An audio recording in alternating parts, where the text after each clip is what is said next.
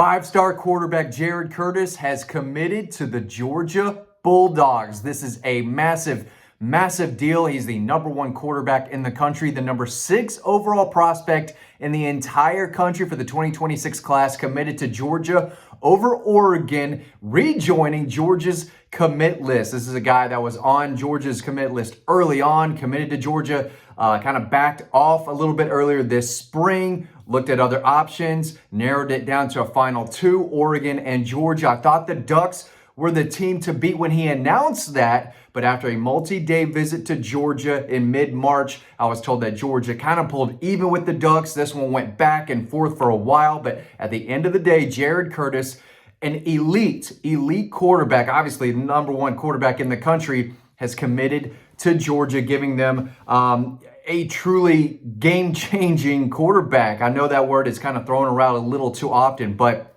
6'4", 225. This kid has elite arm talent. He is a special prospect. Now, I know this is probably a really tough pill to swallow for the Mike Bobo haters out there, but for other Georgia fans, they're probably dancing in the street right now because this kid can absolutely sling it. As a junior last year for Nashville Christian, he threw for 2,830 yards, 40 touchdowns, just 3 interceptions, completed 70% of his passes, ran for 637 yards and 18 more touchdowns, ran for a touchdown in 10 of his 13 games last year, had games of 130 rushing yards, 108 rushing yards, averaged 7.2 yards per carry. So this kid can move, right? He's not a burner. He's not a blazer. Again, he's 225 pounds, but he is outstanding in the pocket. He is mobile. He's got a great feel for the pocket. He's got good footwork. But the natural arm talent, right? The elite arm talent, the arm strength, the accuracy, the ability to just sling it all over the place. This dude's a gunslinger, believes in his arm in a big way. Now, that might come back to hurt him in Athens because he truly believes he can make all the throws. And I'm not trying to doubt the kid, but you turn on the film, he doesn't go against the best competition. That's one kind of, I don't want to say it's a red flag, but maybe like a pink or orange flag, right? I mean, the talent is undeniable, but he didn't do it against the best competition.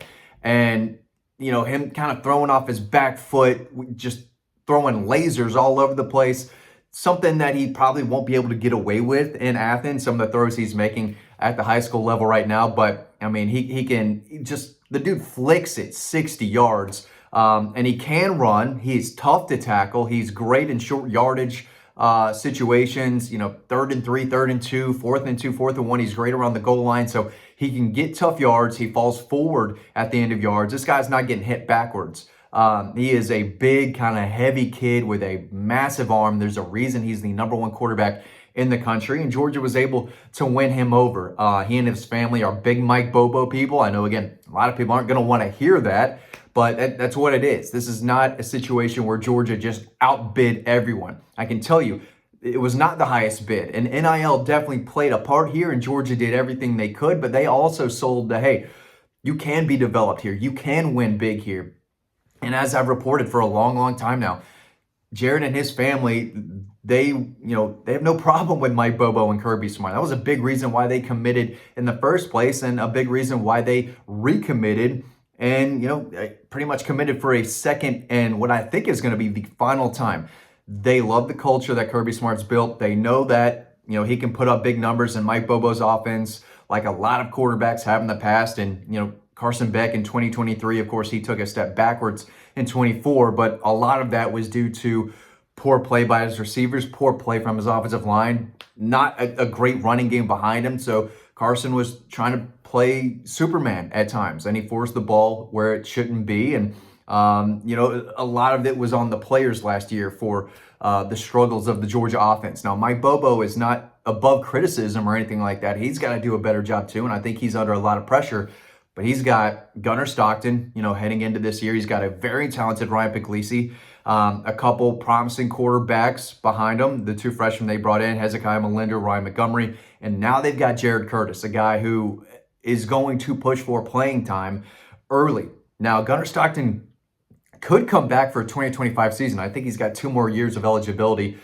This is his 4th year coming up. So he could leave after this year, and then Ryan Puglisi would, I would assume, be the guy in line for 2025. But Jared Curtis is a big time talent who is not going to be on the bench for very long. He's coming to Georgia to compete. He's coming to play, and he's got the arm talent to do that. He knows that he can thrive in Georgia's system. I think, there could be a 5-star tackle joining him sometime soon. I think receivers across the country are thinking, hey, man, Georgia just got Jared Curtis. Maybe I want to jump on board, right? So we'll see what the running backs do in this class that they're high on. So, Savion Hyder, Derek Cooper, Jay Lamar, so on and so on. There's a lot of running backs to choose from, but this was their guy at quarterback. Jared Curtis, day one, top target, big deal. A guy they had on board and had to go get again for a second time, and they beat out an Oregon team that has a lot to offer, not just NIL, but you go to Oregon and they're turning out really good quarterback play, from Bo Nix to Dylan Gabriel. The offense is humming. They've got a lot of talent, and I would not have been surprised if Jared Curtis did pick Oregon, right? I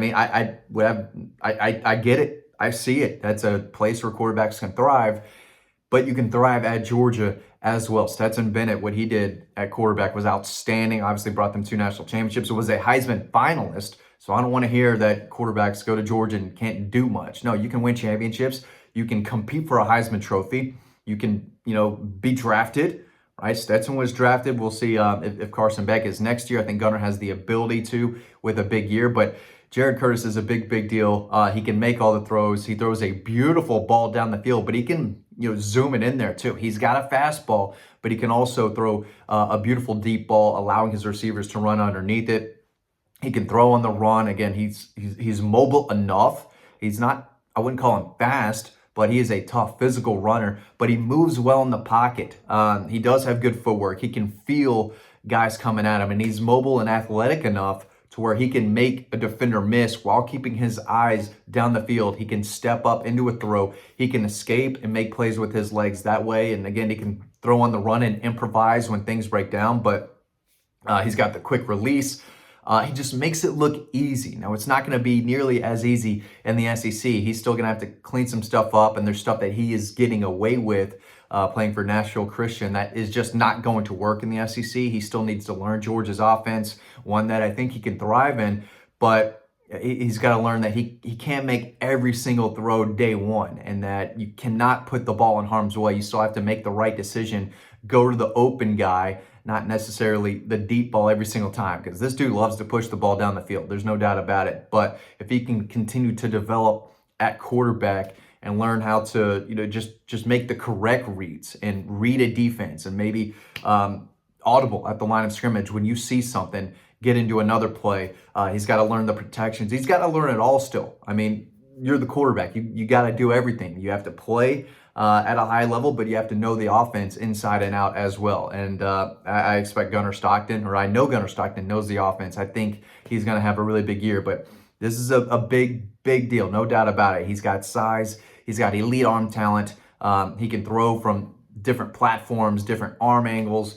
He's got everything you look for as far as arm talent. He's got the strength. He's got the accuracy, and he's a better athlete than people give him credit for at 225. And he can make defenders miss at the high school level. I'm not sure he's shaking and baking the SEC linebackers, but he's a guy that can be really tough to tackle. He's got some muscle on him. Again, he's got plenty of size, but it's the arm talent that stands out immediately if you turn on the film. And you can watch his highlights over on Dawg Post right now and read more about him in detail, what he's going to bring to Georgia. But no doubt about it, he's the number 1 quarterback in the country, top 10 prospect. I think he's number 6 overall right now. And again, had a monster year last year for Nashville Christian.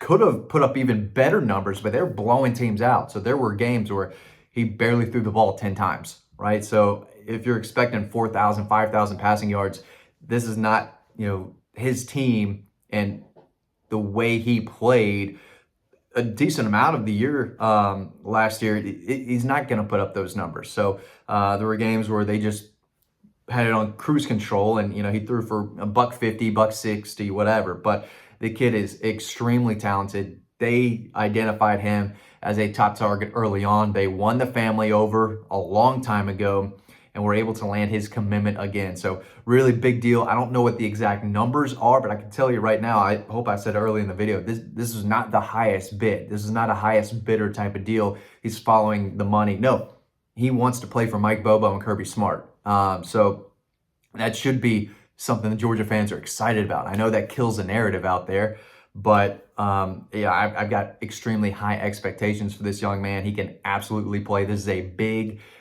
deal. Jared Curtis choosing Georgia over Oregon. He's the #1 quarterback prospect in the country, has an incredible or bright future ahead of him. No doubt about it. This kid can absolutely sling the football. Big deal. And Georgia's got themselves a 5-star quarterback on the commit list. Again, you can read more about him over on Dawg Post. Make sure you're checking out that story and everything that we have over on the website. Thanks for watching, and I'll see you over on Dawg Post.